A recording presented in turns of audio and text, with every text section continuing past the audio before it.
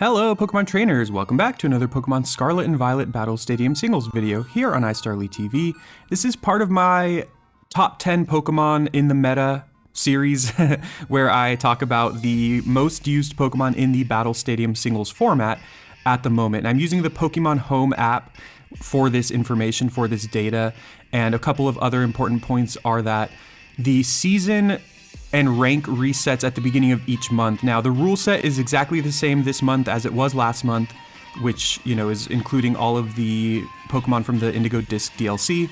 So no new Pokemon have been added or anything like that, but because they reset the rank and they reset the ladder and everything, basically all the Pokemon's usage, I think, goes back to 0 as well. So in the 2 weeks that we've had this new season, this is what the meta has started to look like, and, things can trend back to the way they were, that's possible, or this could be like kind of the new meta we're looking at. So let's just jump right into the top 10, and then I will talk a little bit about the other Pokemon that are just on the verge of the top 10, because there are some interesting changes, though at the same time there are some similarities to last month. So here is the list for this month, for the, basically halfway through the month. And if there are a lot of changes, and if you're interested, please leave a like, let me know in the comments, and I can do another update towards the end of this month as well, which is what I like to do. Basically, about every 2 weeks, I like to kind of take a look at the meta in snapshot form.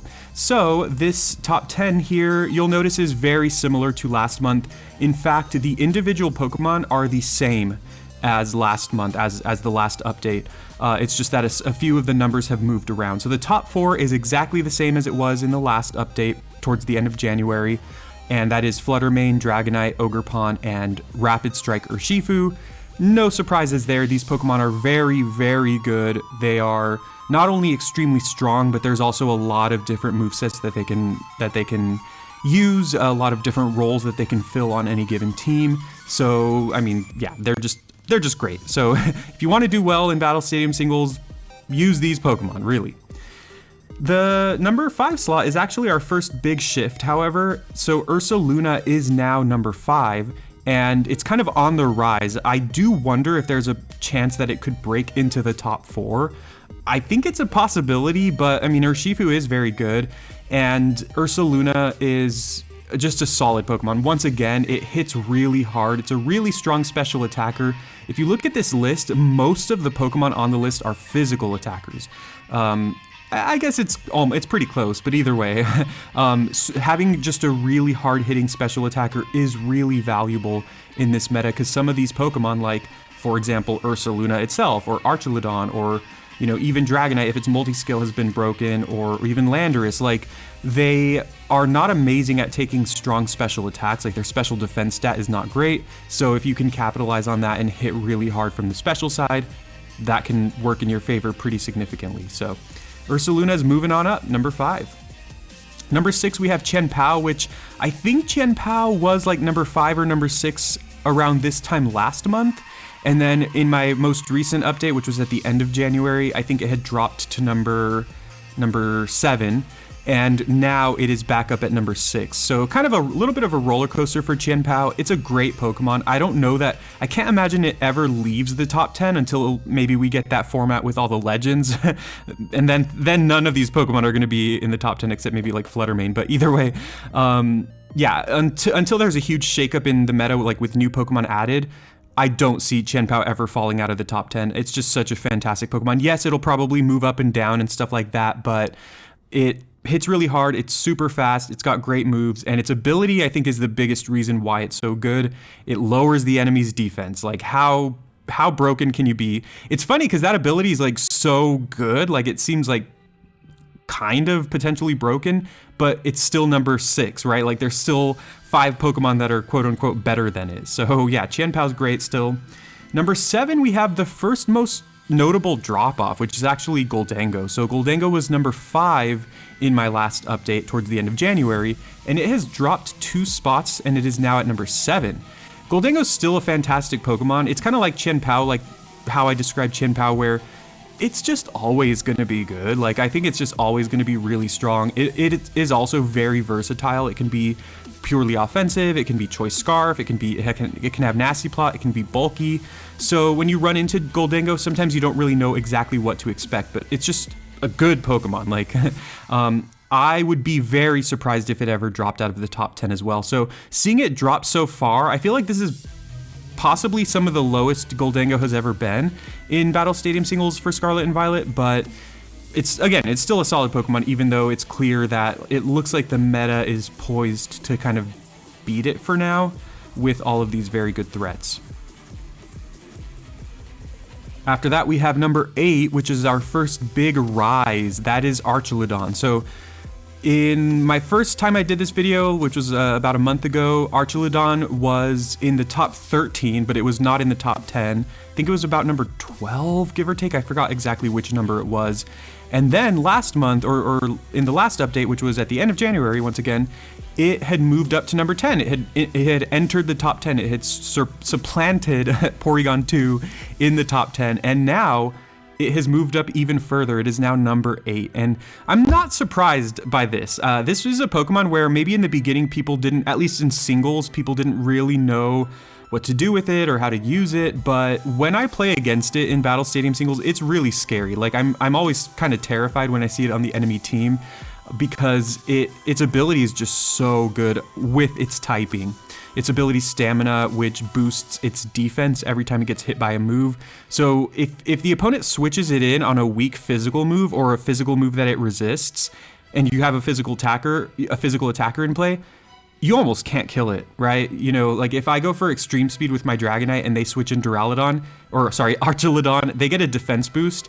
And then even if I have Earthquake, they could just Terrasilize, or even if I use Earthquake, they could probably still survive it because they have a +1 defense boost. And then every time I'm hitting it, it is gaining defense. So it's terrifying to take down with physical attackers. And once again, physical attackers are pretty prevalent on this list, which that could be a reason why Ursaluna's rising so much, because it's a strong special attacking ground type.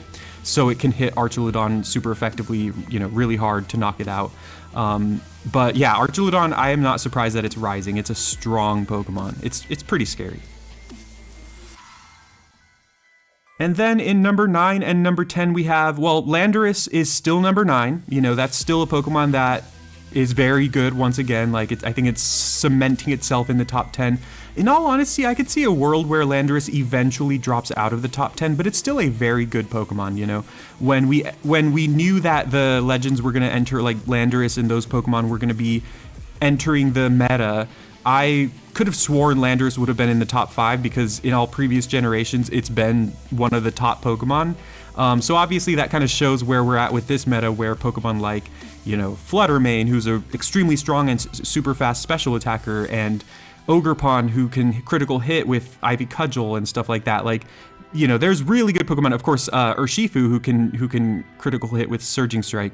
You know, there's these really good Pokemon that can kind of make Landorus a little bit less difficult to deal with as it was in the past. And then finally, Scizor is now number 10. Scizor has had a good run. You know, I think in a lot of months, especially given that Fluttermane has been so dominant, Scizor has been like a Pokemon that has risen and fallen. You know, for the longest time, I think it was hanging out around the top 10, or, you know, the bottom of the top 10, also a little bit below top 10. And then finally it broke out into the top 10, I think last month, and it rose a little bit, but unfortunately now it has dropped a couple more places to number 10. So Scizor still, you know, as I say with every Pokemon on this list, it's still a good Pokemon. It's a great answer to Chien-Pao, great answer to Fluttermane, who again is the most used Pokemon in the meta because of Bullet Punch. And it's still pretty solid against a lot of these other threats, and it's another Pokemon that can fill many different roles. It can be tanky, it can be a Swords Dance Sweeper, it can be Choice Banded. There's so much to do with it, and hey, I love it. Scizor is probably one of my favorite Pokemon. It's becoming one of my favorite Pokemon. It's just really cool, right? And yeah, I mean, it's still a very good choice for the meta. So that is the top 10, and let's take a look at the top 15, or rather the 5 Pokemon that are hanging out around the top 10, because there are some interesting changes here. First of all, we have, and this is really sad, because Latios and Porygon 2, who had consistently been, Porygon 2 was consistently in the top 10 last month, and Latios was consistently in the top 13. Both of them have dropped far below that. Latios is now number 18, and Porygon 2 is now number 20. Really crazy stuff, because again, it was in the top 10 pretty consistently. I could see it rising up. I could see it climbing back up, maybe not exactly into the top 10. I could see that as well, but I think it's more likely that by the end of the month, Porygon 2 maybe climbs a little bit, you know, climbs a couple of spots, because it's still a solid Pokemon. And honestly, I mean, there are some really strong fighting types in this meta, but I think Porygon 2 is, you know, if you want to use it, it's still going to serve a great purpose. It's still going to help you out on your teams. But anyways, you know, that was a little bit of a tangent. Let's talk about those 5 Pokemon that are possibly going to rise to the top 10. Probably not. Some of them I could see it. But anyway, Chi-Yu, Primarina, Urshifu Single Strike, so the Dark type Urshifu, Raging Bolt, and Iron Bundle. Raging Bolt and Iron Bundle, I think they've risen a little bit. I think towards the end of last month, they were a lot lower. Single Strike Urshifu has always been in this general area. It's a very good Pokemon. It's just obviously outshined by the Water Urshifu, but I still think that the Dark Urshifu is still really good, obviously.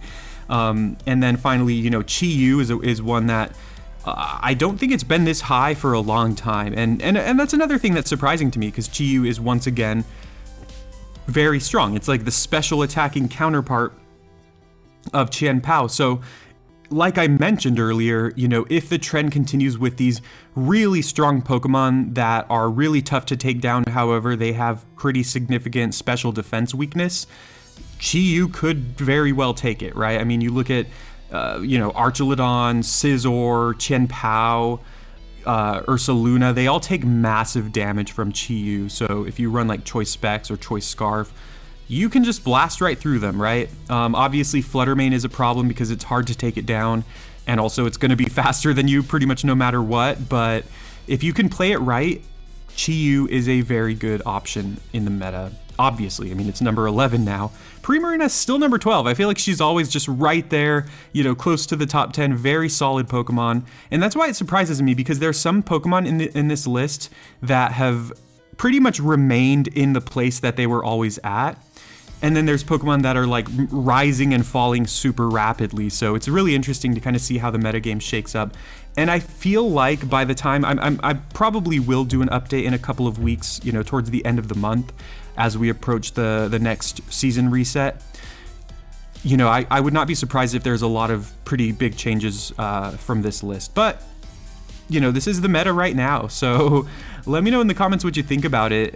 You know, I hope, and let me know if you enjoy this type of video. I know I asked that in my last video, and I saw some people say that they do like this type of video. And since I do a lot of Battle Stadium singles on my channel, I do think it's helpful to talk about the meta, take a look at what things are looking like, even though for the most part they typically tend to look the same as before. But it's important to take a look at trends and try to determine why these things are happening. Like, why is this Pokemon rising? Why is this Pokemon dropping, right? It gives us an idea of what is good to use in the meta and what maybe not, what maybe is not. I could see a world where Fluttermane drops from the number 1 spot, but also it is just so good. It's just so good. When you use it, you're like, okay, I see why this is the best Pokemon in the meta. And in all honesty, it feels like it's kind of single-handedly invalidates some Pokemon. Like there's certain Pokemon that I want to use, and I'm just like, why don't I just use Fluttermane? Or I use a Pokemon and I'm like, well, this Pokemon can never beat Fluttermane, so what am I doing here, right?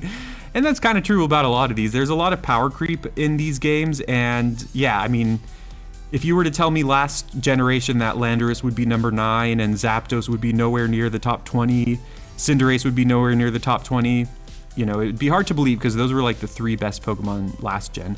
And I think the Dark Urshifu was one of the best Pokemon last gen, and Water Urshifu was like kind of nowhere to be found. So it's really interesting to see it so prevalent here. But either way, let me know what you think about it. Please leave a like and do subscribe for more Pokemon Scarlet and Violet videos, and I will see you next time.